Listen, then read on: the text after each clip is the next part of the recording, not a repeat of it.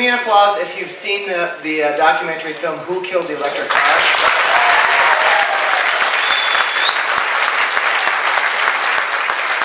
All right, if you haven't seen it, we're going to wait about an hour and a half, go watch it, and then come back, and then we'll introduce Chris Paine. We're here today, I'm here today, and I'm very happy to have the honor to introduce Chris Paine, documentary filmmaker, speaker, and he directed the Who Killed the Electric Car and has a new movie coming out, Revenge of the Electric Car. And at the MREA, we're taking this pretty seriously this year. You'll notice we have a solar carport, an electric vehicle charging station. We're bringing courses online about electric vehicles. And I think there are a few fundamental questions that need to be asked about electric vehicles as a transformative, disruptive technology, as an opportunity. What do we have to do to make this new thing, this new old thing, work? And I think we are lucky enough here to have with us today a man that maybe could answer a lot of those questions. So without further ado, I'd like to bring up Chris Paine.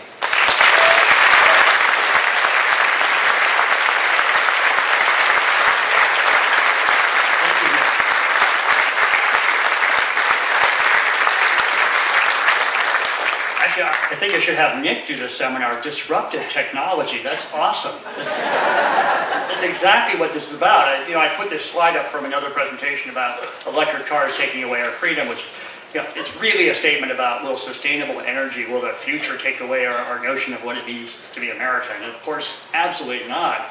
It gives us all of these things back. So when you hear people complaining, oh, an electric car, for example, is only 40 miles, or solar panels too expensive, or we can't have light rail, or we can't have wind, it's like, what kind of freedom are you guys thinking about? Let's build some real freedom, and not the freedom that takes our whole country in a fossil fuel mobile off the end of the Grand Canyon.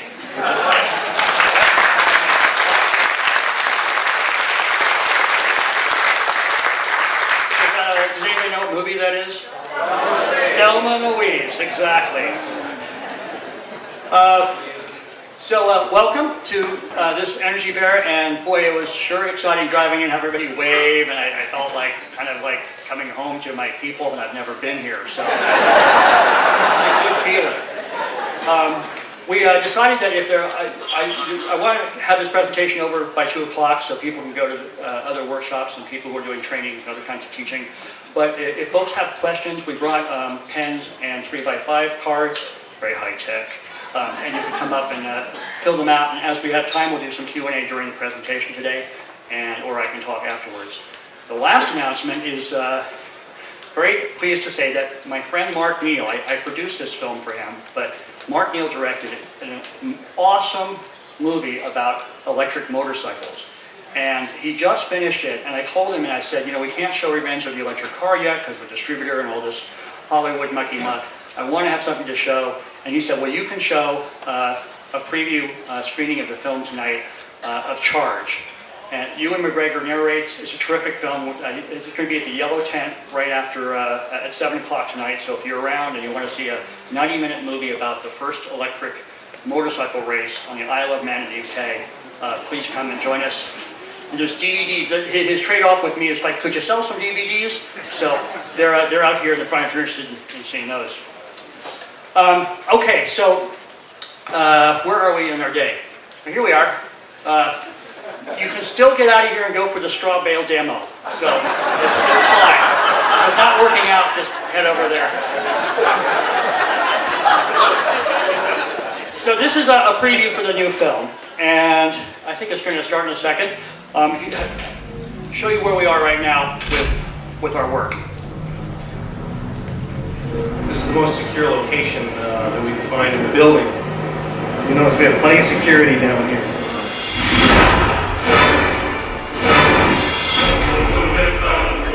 There's a degree of excitement around electric vehicles we haven't seen before. But somebody's got to be the first one out.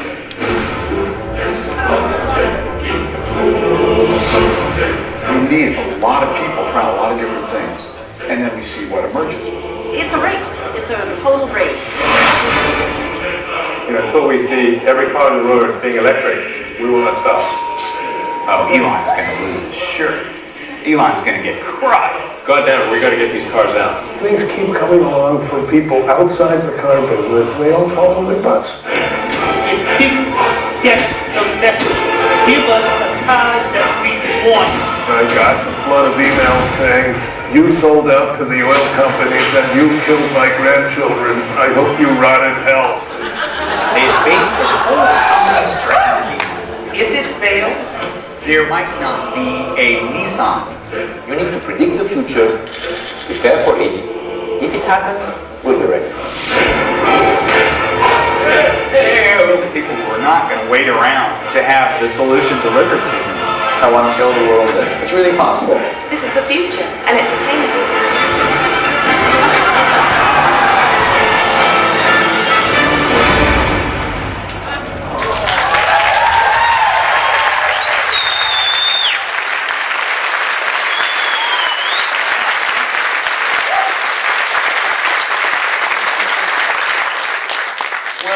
That's been a big 5-year project, I can tell you that.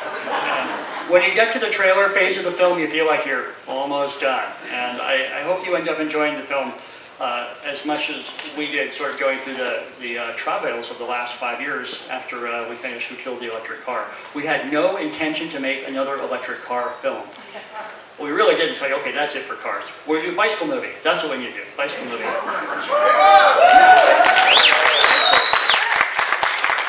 And then something really strange happened. That everybody started talking about electric cars. Just after they destroyed 5,000 of them, they started talking about them again. And since we already had the entrees with the car companies, the entree meaning we hate you. I know that we didn't help the brand out too much on that story, but you kind of did it to yourselves, let's face it. And if you want to really get back into this game, we'll come and tell a fair story. And so our deal with what turned out, we started with 6 car makers, and by car makers I mean Detroit, International, and people that are just starting electric car companies for the first time. And we said the deal is, you let us start filming back in 2007, we will not show any footage until 2011. So won't be a media story about how you're messing up on this or that. And if you're really sincere about what you're doing, you probably come out looking pretty good. So that was the deal we made. And in December, when electric cars started running off the line in Japan for Nissan, and the Bolts started coming off the line for General Motors, and really every car maker in the world had serious electric car programs, that, well, this is the time that's right. You can actually see that kind of an industrial revolution is in process, started by people like us who were pushing these guys to do something for their benefit, to help clean up their image and to build a better world, but for all of our benefit, to get off fossil fuels. So it was a no-brainer of a film to start working on. It just took a while, and we're very glad to see that it's done. How many of you in the back cannot see the screen at all? Okay, this is going to be so much fun for you. Maybe we'll get someone to describe the occasional slide, or there'll be like some oohs and ahs. I'm sorry it's like this, but heck, we're outside, it's a nice day, and we'll tell you about what's going on occasionally. So the next slide is of my very first electric car. It was made in California. I had them when I was 9 years old. There's your hint. I had 3 of them. Can anybody guess what it was? That's a good enough guess. Yeah, it was a Hot Wheels Sizzler. There you go. And those weren't actually my 3 cars, but they were pretty cool. The thing I love about this is that I don't know how the oil industry did it or the toy companies did it, but they used a gasoline pump to show you how you would charge your car. So this is still the case in electric cars they make today. If you look down at the dispenser, sometimes they show, oh, you're almost out of electricity, and there's like an almost empty gas tank. Like, we're all about getting away from this. But can you imagine if those cars did run on gasoline and they would dispense gasoline to 12-year-olds like that? That would be an interesting world. So here's electric cars for 100 years ago, and I just showed this slide because that Milburn from 1911, 100 years ago, had a switching station, just like Project Better Place and what Shai Gasse is up to, where you could go in and your whole battery pan could come down and a new battery would go up into it. So These ideas are not new, it's just we need new generations to push them forward against huge obstacles. So that was the next electric car I knew about. Then, of course, the most famous electric car of all, they built 4 of them.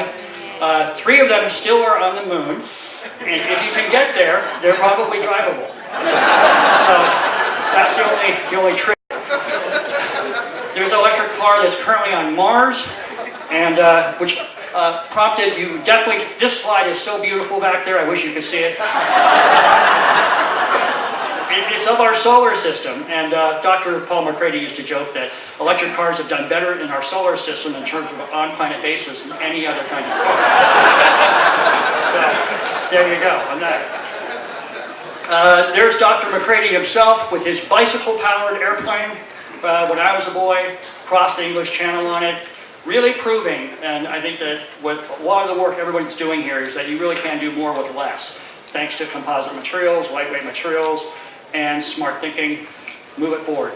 Buckminster Fuller was his mentor, a great Wisconsin man, right? There you go. Paul went on to design the EV1 electric car, which is when I drank the Kool-Aid, really drank it. An incredible car. I had a Ford Explorer at the time, and when I took that first drive in 1997 in California down the freeway, and I punched it, and it went faster than anything I'd ever been on, including taking off in an airplane, that this is going to be the future. I was wrong in the near term, but I had that car for 5 years. After they took it away, I had the RAV4 EV for about 6 years. These cars never broke down because, of course, electric cars have no engine, so there's no tune-ups and air filters, and really you never use your brakes up because every time you push your foot on the brake, power goes back on your batteries, not into Midas's business plan. It's a really efficient technology. So these cars, they cost more up front, especially now in 2011, but over the cost of ownership, if you talk to a Doritos and say, hey, Doritos, we need you to take all of your trucks, and here's our offer. Every day they do a 40-mile trip. They park at the office at night. Let's just switch them to electric. 40-mile range. Suddenly you're switching massive fleets of trucks over to electricity. They're listening. And so higher price up front. I've had electric cars at the Tesla up in the thing. And then, of course, a bad day when your car gets destroyed. You really can't see this in the back, but it's an amazing slide of my car crushed in the Nevada desert with about 40 other cars. And this is the moment where, as filmmakers, you went, wow, we've really hit pay dirt on this movie.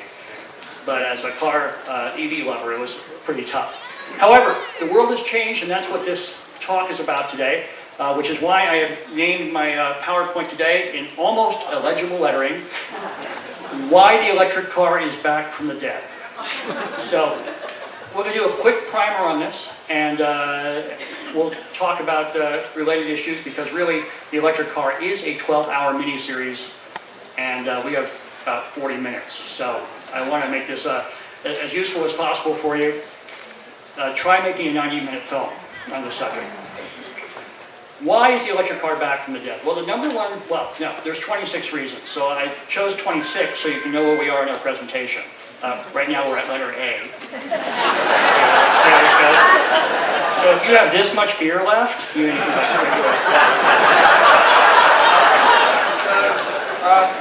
this is a picture of our beautiful Los Angeles skyline in the middle of a small yard right by the Arco refinery. And the reason that we had electric cars at all in the 90s was because 1 in 4 kids had childhood asthma, never a problem in the past on these percentages, or lesions in their lungs. So the good regulators of the California Air Resources Board said, okay, car makers, this is it. We can't have this.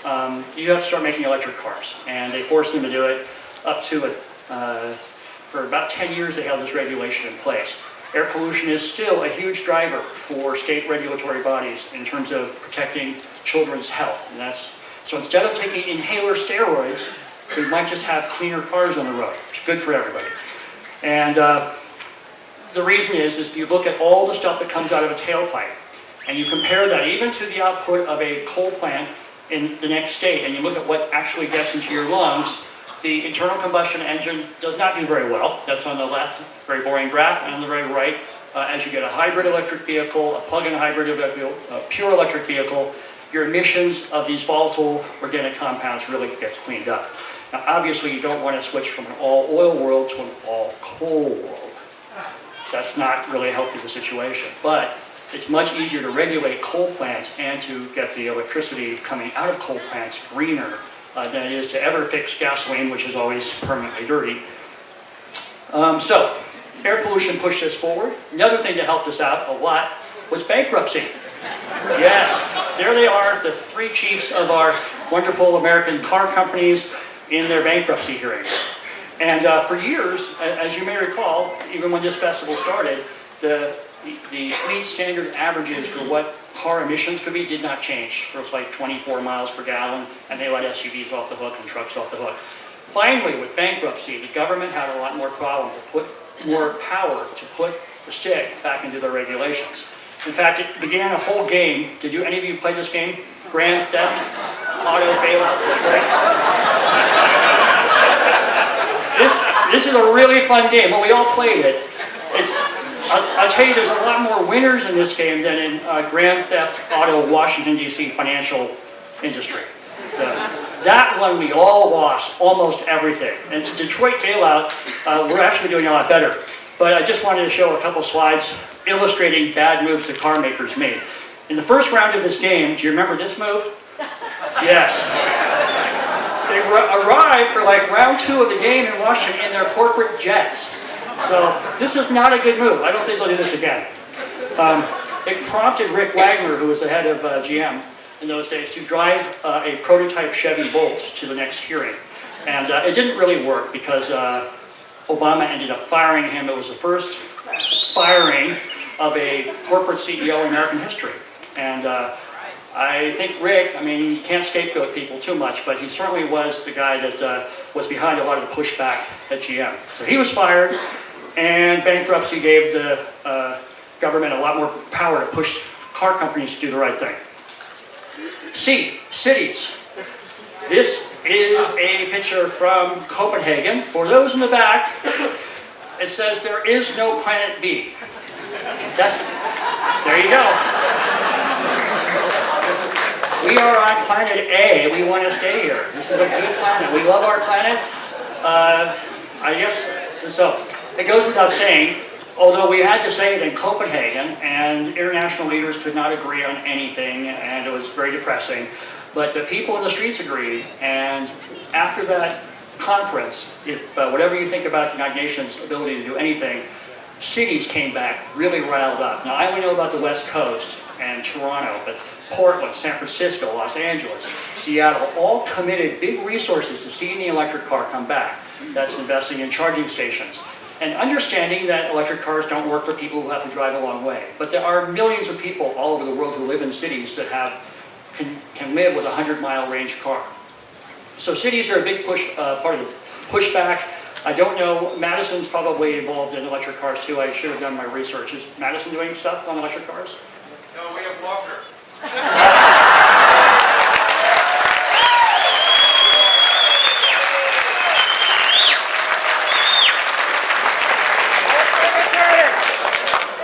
If it makes you feel any better, and maybe it doesn't, but we read about Wisconsin and a fight with its governor constantly in Los Angeles. I mean, what you're doing in a pushback here is really being heard around the country.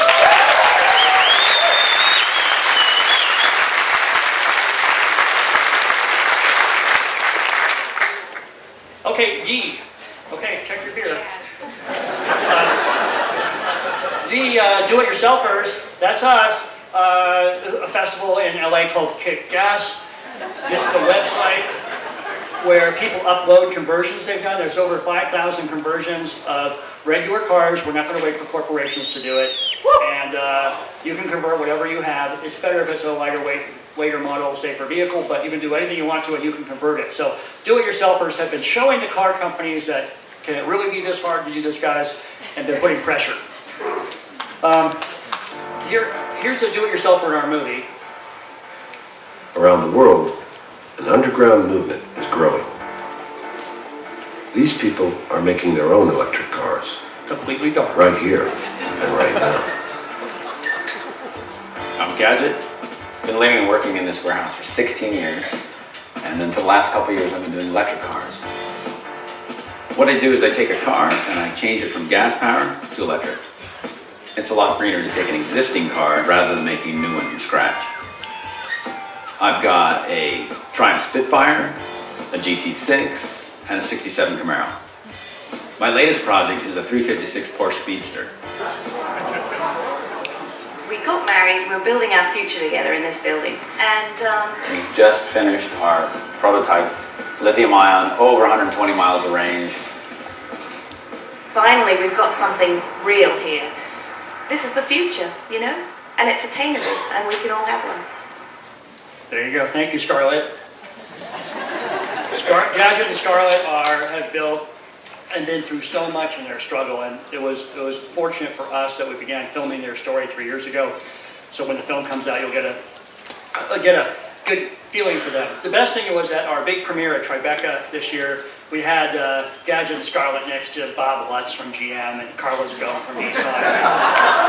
They were all equals on the stage, so it was like, it was a nice moment.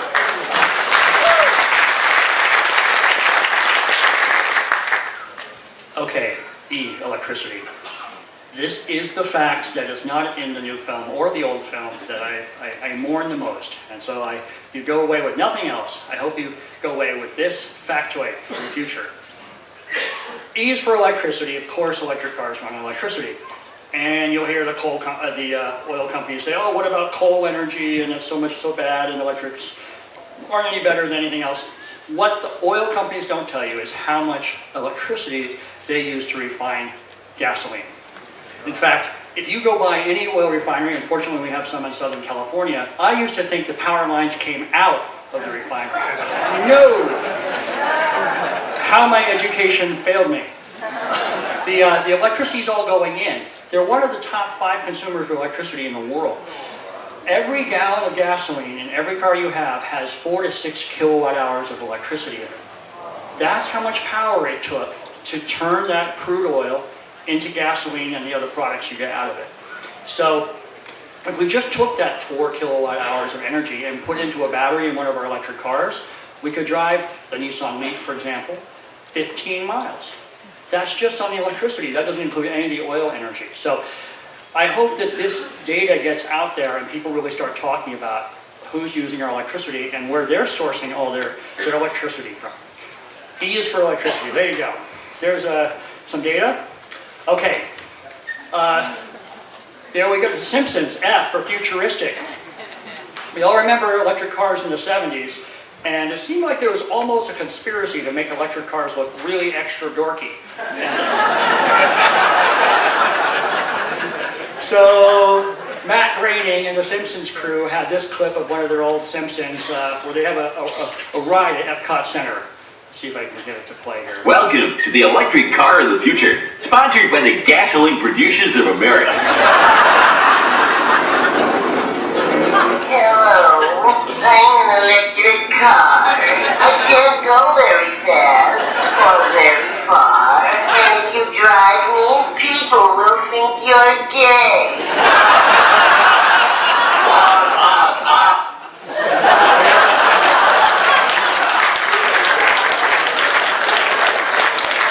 Now, I think that Lavender Etzel's kind of hot myself.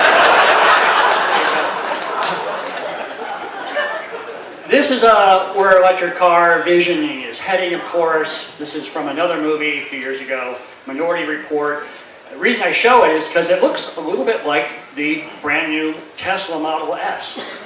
Yes, an expensive car for a certain kind of buyer, but that's a $50,000 car that's looking pretty darn hot. And this is what's happening. Electric cars are not being, they're selling them like you want to buy them. And that's a big shift. All right, next. G for geothermal. This is a picture of what country? Everybody guess? Iceland, yes. And you can see, I don't know if you can see what this picture is of. It's a large geothermal plant. And the water that comes out of it directly feeds something called the Blue Lagoon, which is a big resort hot springs. And if it helps you to see the slide better, imagine all the people there are naked. See where the little finger is pointed there? That's a naked person. Imagine they look like that.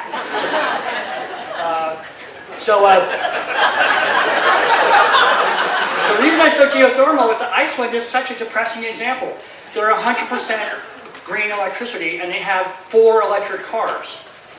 They import all their oil to run their automobiles when they could, on an island nation where you don't usually can't go too far, be perfect for a limited range vehicle.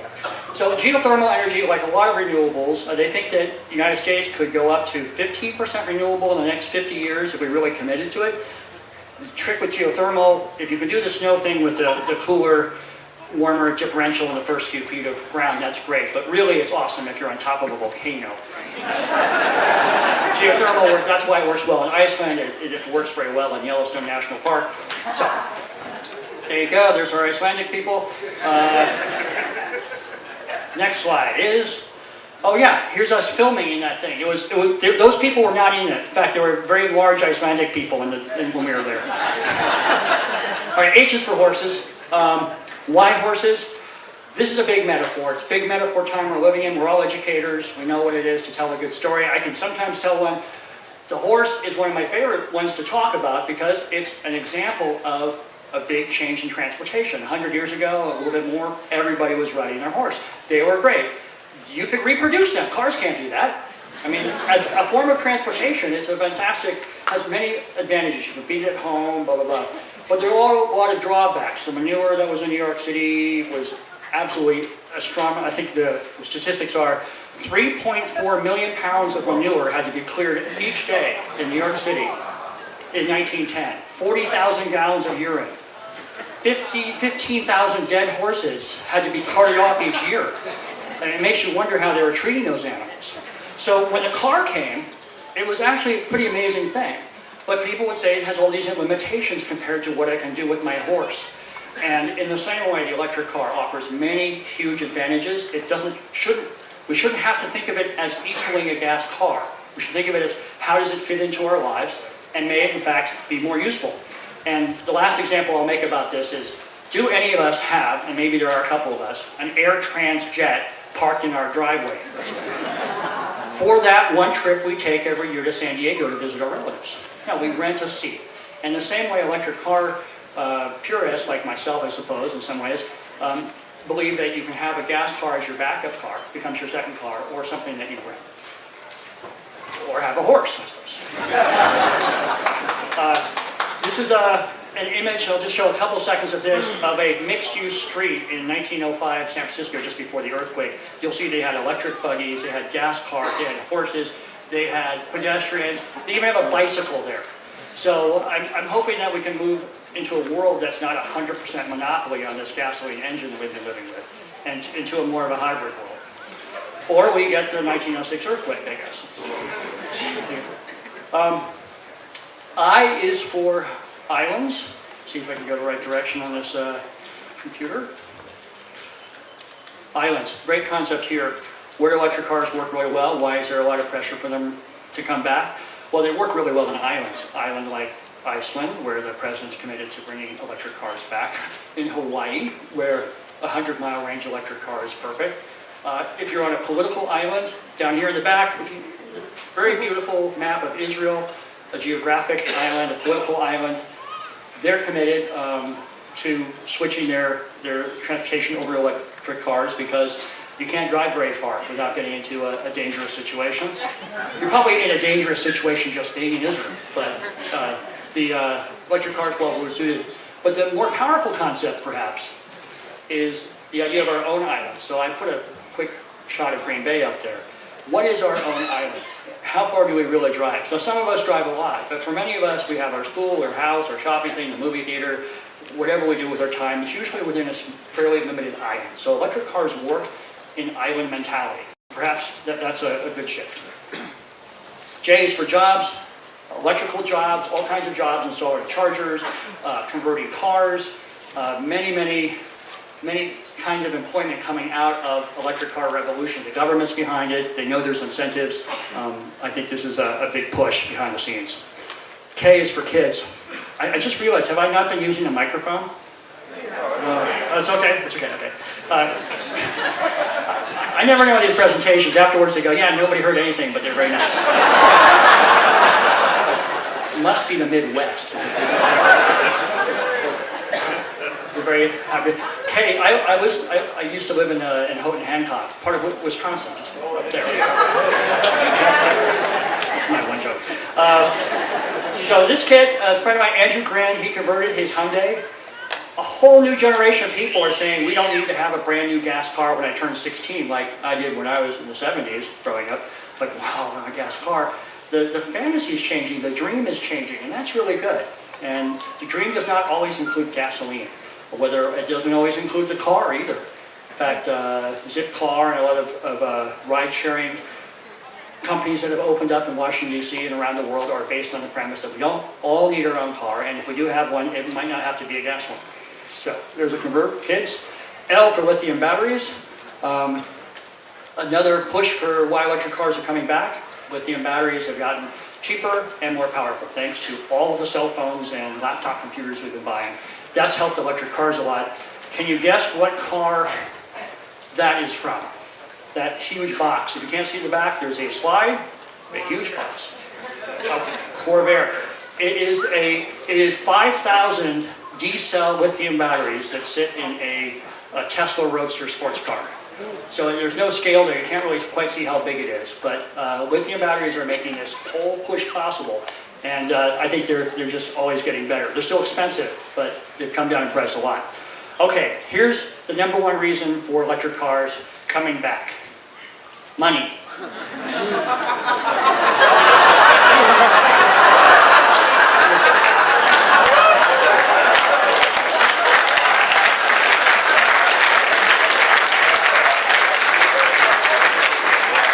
I don't know why they always put 9/10 down after the price.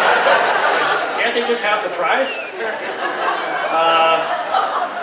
So just after they finished crushing our electric cars in California, all 5,000 of them, oil prices went up to $4 a gallon in 2008. And people like us, like everybody, like, right-wing radio to tree huggers, everybody said, why is our only option a 22 mile per gallon thing at a dealership? And the car company said, oh, darn, didn't think of that. Don't you guys have analysts, like fancy people that went to big schools and say that gas prices could go up? You should prepare. So anyway, in 2008, they really began to prepare, and they said, okay, we got to get some electric cars in the production line, otherwise we have nothing to sell in the future. And gas prices went down, and they came up again this year, and if you look at peak oil, chances are that gas prices are going to keep going up, and everybody knows it. Everybody knows it. Yeah. And it's a good thing, too. I mean, oil should be really expensive. We wouldn't burn so much. So there you go. We can save it. My friend the doctor says all oil should be saved for pharmaceutical plastics and emergency airplane rides, and we shouldn't use any of it on the ground. Okay, national security. What could we do with $1 billion a day? That's the amount of money we send to Rosie. Yeah, healthcare, yeah. But instead we send the $1 billion to the Middle East. Every day, $1 billion. $1 billion, we could build that light rail here. Ding! One day. Day two, we could get all those windows back online or whatever the hell you guys just did. So, even the Pentagon is like, okay, we gotta stop shipping everything there. So national security, that's really a push for electric cars too behind the scenes. Obama's been a part of it. That's a picture of Obama next to Superman. If you were confused, Obama's not feeling so super right now. He's had to be president, and he doesn't always make the right choices. But one thing he did on EVs was he said, okay, we're going to change incentives coming out of the Department of Energy instead of going into programs that didn't seem to be going anywhere, like hydrogen fuel cell. Bless hydrogen fuel cell, it will come one day, but for now, battery technology. So they gave money to A123, they gave money to car companies, and he made a commitment to 1 million EVs on the road, EVs or plug-in hybrids by 2015. That's leadership from the top. Obama!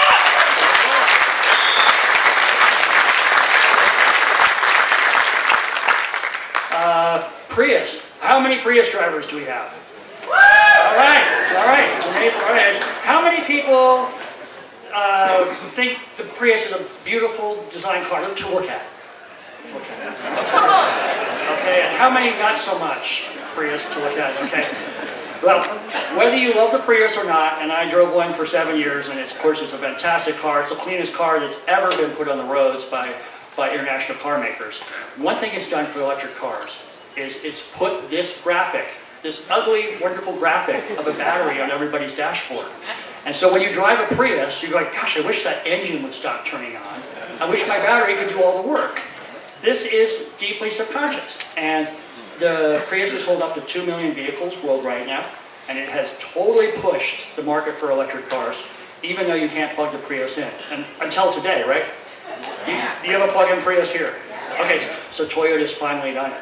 But I understand it's not working.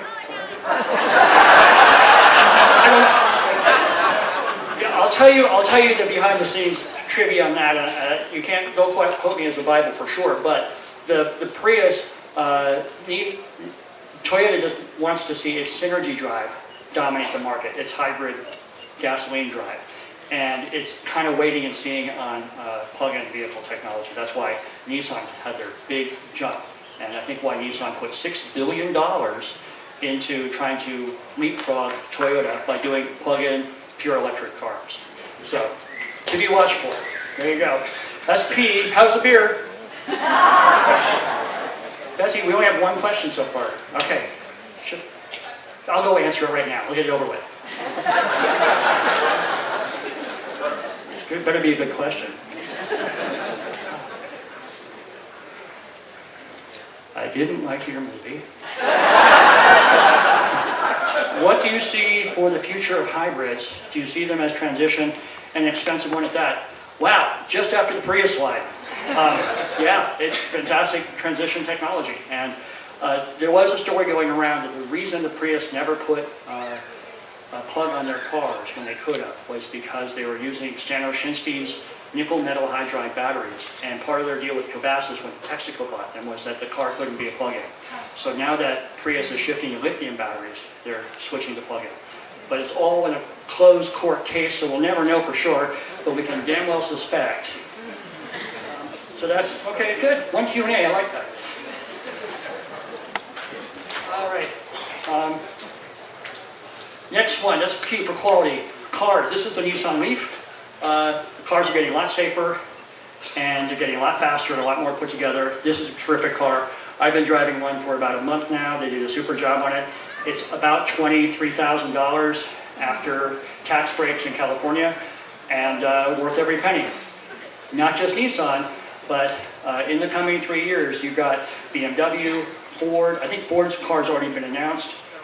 Mercedes is one. Everybody's in the game on pure electrics. So, and one of the reasons is quality is going up. All right, R, regenerative braking. I'm going to skip this slide because we talked about it earlier, but that's where you step on the brakes, you get your power back, makes them more efficient. And let's see, we will go to S. We can get past this slide. S, sun power. Yeah, sun power.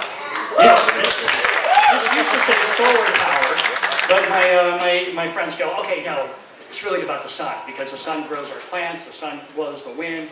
It's really about all these renewable energies come from current energy coming from the sun, not dinosaur sun energy that's buried beneath us. In California, once I had an EV, of course, then I needed to have solar on my roof. And it doesn't really take that much solar to charge your car, especially when you use the grid to buy your power during the day when it's sunny. At nighttime, off-peak power, you buy it back from the power company, and in no time at all, you're like, just pay no money for to move your car around. I will caution you on this slide one thing. I posted my energy use on the web, and the orange means I'm using power, and the green means I'm not using it. So when the orange goes way up, that means there's a party at my house and I get phone calls. So do not post your energy on the web. Okay, Tesla. T is for Tesla. Dean and I, when we made the first film, we made a deal. He goes, I'll pay for your movie, but we got to buy one of these Teslas. I had never bought a car that was more than about $18,000. This car was $100,000. And the film cost $1 million to make. He knew he would never get his money back on that, but he said, let's put our money where our mouth is and try to support this thing. So, okay, kill me, I'll buy a Tesla. But the first night I had it, and you probably can't see it in the back just as well, is the Burbank police pulling me over. I go, what? I mean, yes, I had been speeding. But just briefly, it was like the cliche, I'd been speeding on the PCH like an hour earlier. Not so much, but anyway, I get pulled over half an hour later. I go, oh, we're living in, Orwellian society. They got the camera, they relayed it to the other city, they busted me. And the cops come up, there's 3 of them, and they say, so is this one of those electric cars? And I went, yeah. They go, yeah, I told you so.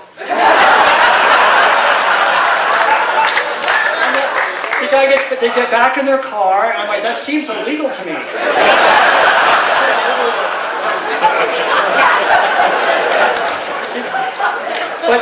So Tesla has helped break the myth that an electric car is a golf cart. It can be so much more than that. Although, thank you for the golf cart ride today. U is for utilities. Anybody recognize this? Can anybody see this? Yeah, it's going to be in California. This is in the Negev Desert in Israel. That is a solar thermal array. This is like 1,000 mirrors set up in the desert, and they're all pointed at one big, what used to be oil derrick, but is now a steamer, and it makes steam powered electricity, more efficient than PV in mass scale. So they're moving this whole system. Actually, they're building new ones in the Mojave right now. Very efficient solar energy. The utilities are totally behind this. So at last, the utilities are really committed. They understand that to take on gas-powered transportation, they have to be fully engaged in this battle. And it doesn't mean nuclear power utilities, but it does mean things like this. Okay, V is for Volt. General Motors, our friend, they emailed me up. You're not our friend, we hate you. But we are doing the Volt. Would you like to come check it out? And the Volt turns out to be a pretty impressive car. It really does answer the question of like, listen dude, electric car sounds great, but I gotta drive more than 100 miles in a day. I can't have one car that's only gonna take me so far. So the Volt says plug-in hybrid will give you your first 40 miles all electric, and after that electricity is burned out totally, then the gas engine kicks in and you get a 35 mile per gallon car. So for a purist, it's like, you're cheating. But for a realist, it's like, this is a good solution for a lot of people. And now Ford is jumping in with their own plug-in hybrid. And I've driven this car a lot. It's a good car. I can't really say anything else. I guess I say I'm happy. Are we happy that this has worked out? I am. So there we go. No Volts are for sale in Wisconsin yet, is that right? No. Yeah, well that's progress. Yeah. You have one here, okay. I think they just made like 10,000. It's a Michigan people, okay. Thank you. Thank you for ringing. And they're making all the Volts in the Hamtramck plant right outside Detroit. We have some really interesting scenes in the film from that place. Bob wants, and their team is really trying to get that plant totally converted to Volts in the next 3 years. And I think they're committed to it because they can finally see how they can make money on it. Now, Prius didn't make money for 2 or 3 years. And anyway, same story. Okay, V, we're almost there, guys. W for Warren. Warren Buffett and all the entrepreneurs that are saying, okay, if Detroit's not going to do this fast enough, we will do it.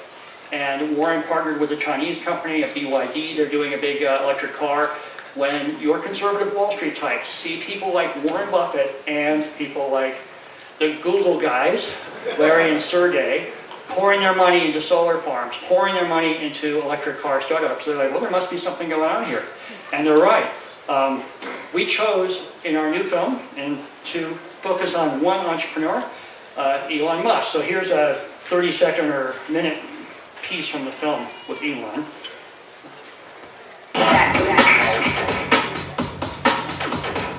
For me, Elon Musk has always been not really so much a car guy as an entrepreneur. He's had lots of companies in the past. He sold PayPal to eBay.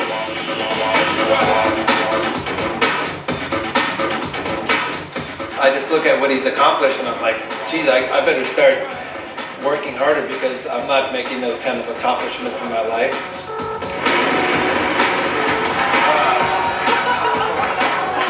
It's just a giant kick in the balls to the people that said we couldn't do it and that commercial space doesn't work. Elon Musk is about as close as you're going to get in real life to Tony Stark. And it shows you how one person can make a difference with a certain amount of smarts and inspiration to change the way people think.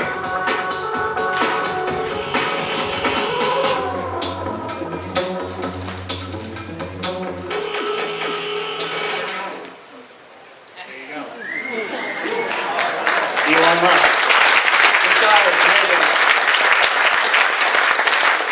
Let me run Detroit. Famous last words for that guy. But we wanted to set him up big stakes in the front of the movie.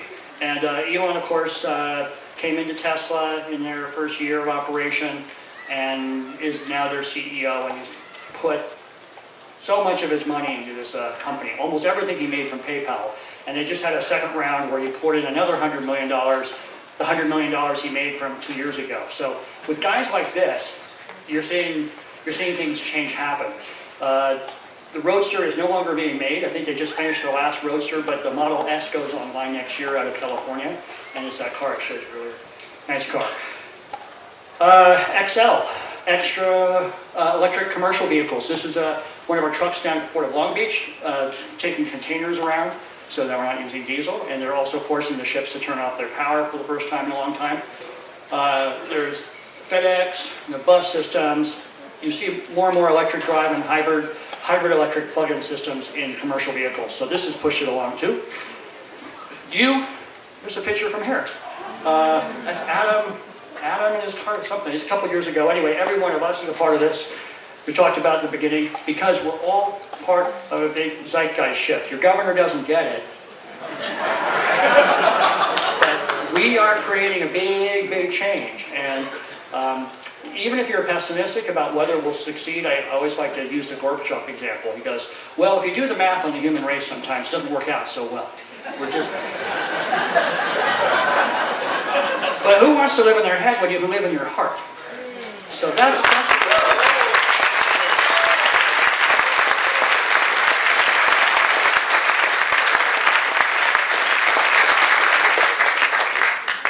So I'll end with this final clip from Stanley Ira Zashinsky in the first film, kind of sum that up. What I like to say is that to the young people out there in the world, if you have something, you want to make it happen, then go out and fight your life for it and do it and show it. Don't talk about it, do it. This plant is capable of making 9 miles in a single run, and this machine is longer than a football field. It's my favorite view of it because I believe, as a machine builder anyway, that it's sculpture, it's beauty, it's art. I wouldn't mind having one of these in my living room, actually. And as the rolls go through here, they get laid on these very thin films, one on top of the other. This film altogether is less than a half a micron.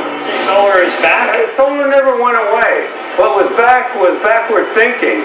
Not the solar was going away. Well, this is the end of a roll. The world's longest complete photovoltaic solar cell by orders and orders of magnitude. When you're changing the entire energy equation, you're building ancillary industries all over. Every one of these is a roof. I'm not competing against anything else. I'm competing against fossil fuel. And then it's $1 trillion a year market, not billions of dollars a year. It's one thing to agitate, and I believe in that, but it's a hell of a lot better to educate. And that's what we believe in. And you can't take it away from our own personal motivation, which is, that's what we want to do. We really want to build a better world. Now, what's wrong with that?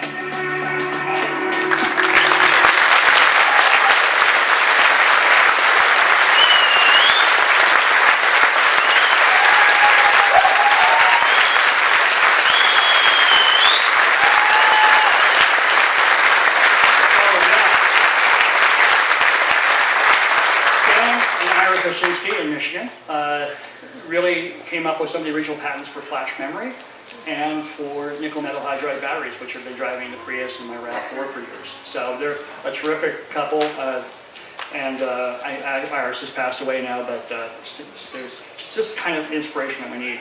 I wanted to let everybody know it's 2 o'clock, so this is when the next workshops go. I will do some more Q&A and show a trailer for Charge tonight. It's about a 2-minute trailer if you want to stick around for that, and Q&A, but let's let everybody go who's going to the workshop. And thank you so much.